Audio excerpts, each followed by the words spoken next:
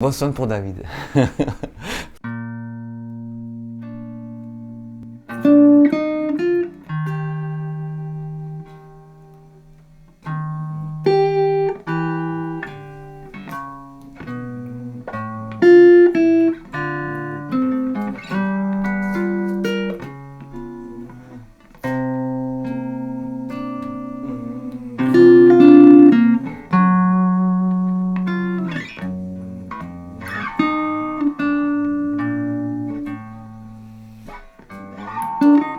Richard Haussmann est issu d'une famille de musiciens, grâce à son père, qui était bassiste et au départ batteur. Et il a baigné en voyant son père jouer, et puis à l'âge de 14 ans, il décide d'apprendre la guitare.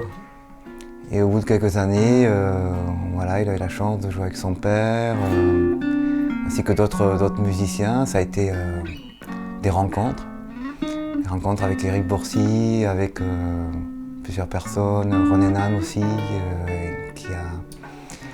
qui est un grand batteur qui a joué avec des musiciens comme Claude Nougaro.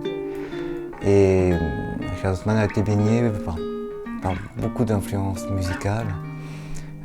Donc par la musique jazz, brésilienne, salsa, cubaine, africaine. C'est souvent la famille, les amis qui vous influencent, les filles que vous avez aimées.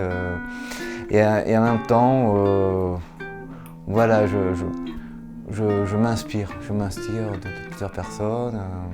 Par exemple, une composition qui s'appelle Boston pour David, qui est un Boston en fait, à Saint-Trois-Temps, qui est dédié à mon neveu David. Et aussi j'ai un morceau qui s'appelle Saveur d'Afrique, et qui est dédié à un ami à moi qui est d'origine malgache.